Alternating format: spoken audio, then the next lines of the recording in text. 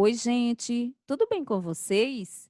Nesta aula, nós vamos estudar a ambiguidade e perceber o quanto ela pode ser favorável ou até prejudicial na constituição de um enunciado. A ambiguidade também é chamada de anfibologia e corresponde à possibilidade que um trecho, uma sentença ou uma expressão linguística tem de gerar mais de um entendimento possível, mais de uma interpretação. Quando ela é utilizada em textos poéticos, humorísticos, na publicidade, de maneira intencional, ela é considerada uma figura de linguagem e traz riqueza ao texto produzido. No entanto, quando utilizada de maneira descuidada, não intencional, torna-se um vício de linguagem e prejudica a construção textual. Assim, numa redação do Enem, por exemplo, deve-se ter o pleno cuidado e evitar trechos que permitam uma dupla interpretação. Existem dois tipos de ambiguidade, a sintática e a lexical. No entanto, ela é muito versátil e se manifesta de diferentes maneiras dentro de uma sentença ou de um texto. A ambiguidade sintática, também chamada de estrutural, ocorre quando são feitas várias interpretações de uma mesma oração. Já a ambiguidade lexical ocorre quando uma mesma palavra apresenta pelo menos duas interpretações num determinado contexto. Vamos exemplificar para que vocês possam compreender melhor. Observemos esta manchete do Correio Brasiliense que diz: TJ concede liminar a envolvido na morte de índio que tenta vaga na polícia. Vejam que nós podemos interpretar esse período de duas formas. Quem estava tentando uma vaga na polícia? O envolvido na morte ou o índio? A estrutura do período possibilitou a existência de uma ambiguidade sintática, porque temos aí duas interpretações de uma mesma oração. Agora vejamos os diálogos desta tira. Que foi, mãe? Dei uma bruta topada. Agora estou com um belo galo na cabeça. Com um belo galo na cabeça? Diga quem é esse miserável.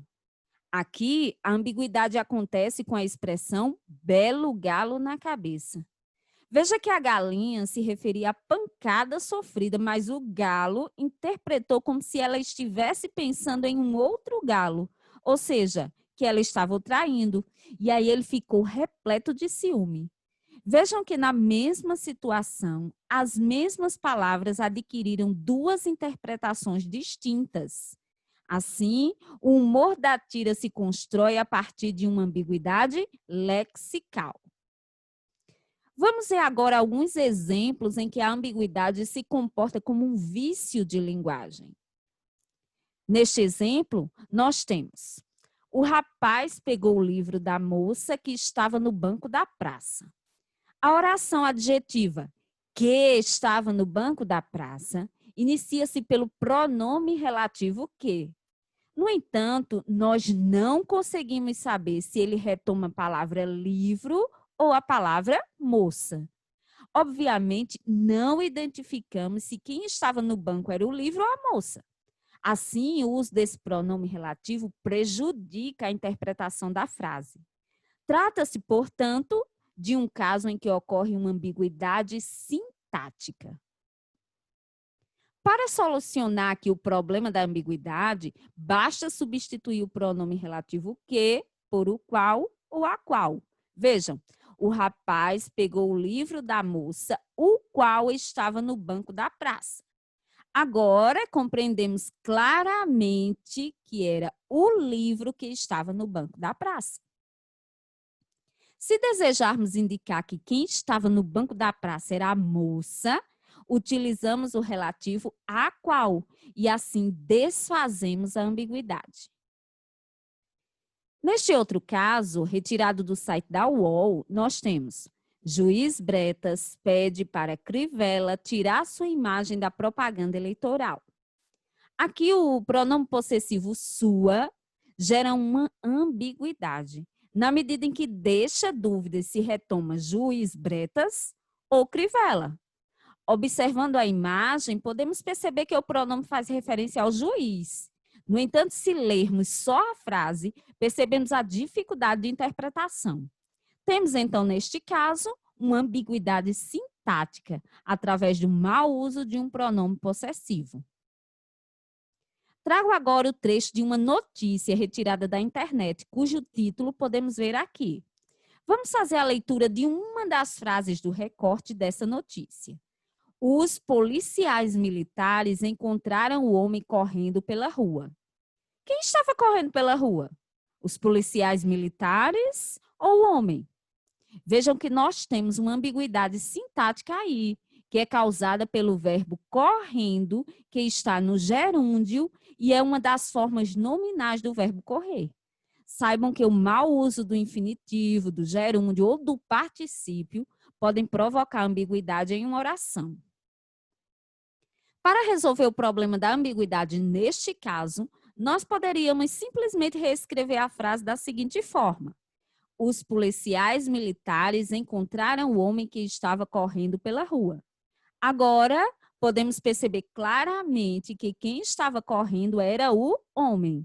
Se quiséssemos fazer a referência aos policiais, poderíamos fazer de outra maneira.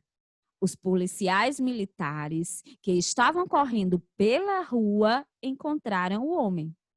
Percebam que foi necessário reestruturar o período, acrescentar palavras ou até mudar sua posição a fim de que a ambiguidade fosse desfeita.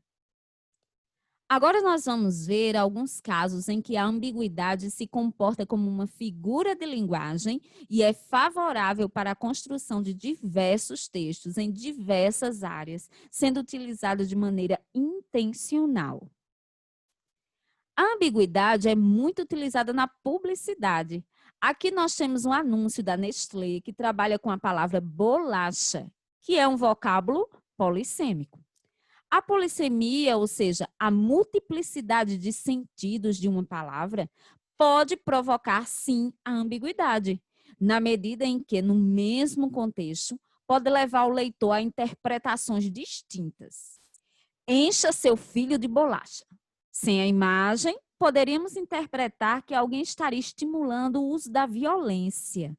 No entanto, quando observamos os elementos não verbais, percebemos a intenção de promover a venda da guloseima. Aqui ocorre uma ambiguidade lexical. Vemos que ela é proposital e extremamente favorável na construção do texto. Neste outro caso, mais uma vez, a polissemia da palavra garoto provoca uma ambiguidade favorável à construção do sentido do texto. No Dia dos Namorados, não fiquem sem seu garoto. O garoto é o chocolate ou o garoto é o namorado? Eis a questão.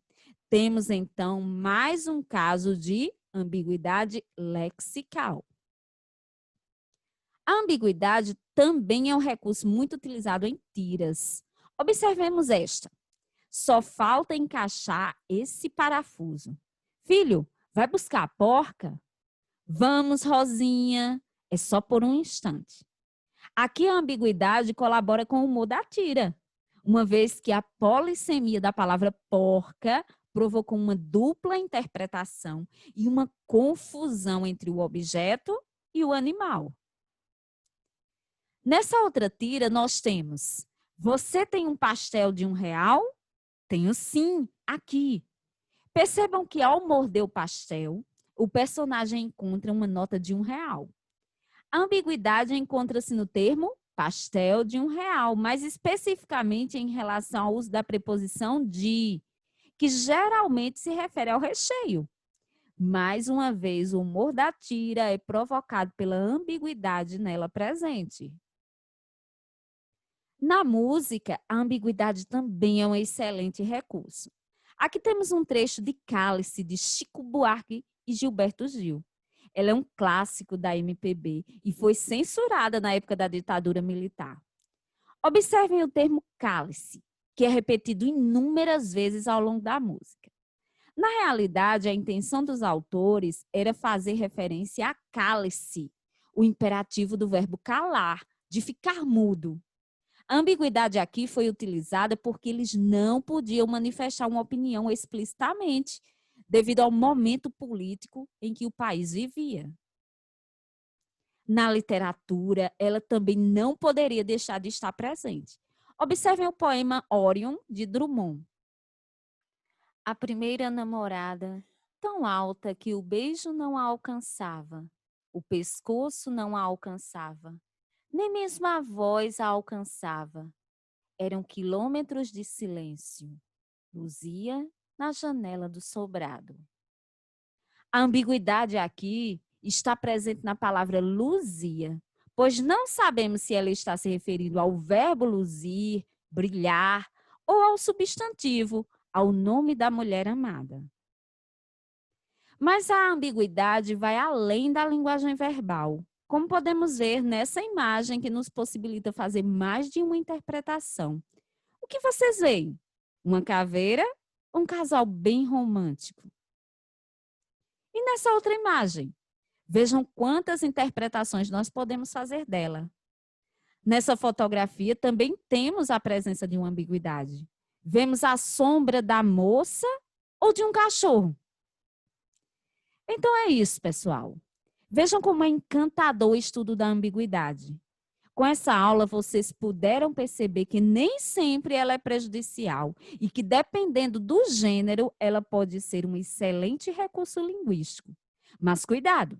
Se for utilizada de maneira descuidada, vai ser extremamente prejudicial para a compreensão do texto. Então, cuidado com o uso dos pronomes, das formas nominais do verbo e da polissemia das palavras, quando for escrever textos informativos ou mais formais. Espero que tenham compreendido bem o conteúdo. Tchau, tchau e até a próxima, se Deus quiser.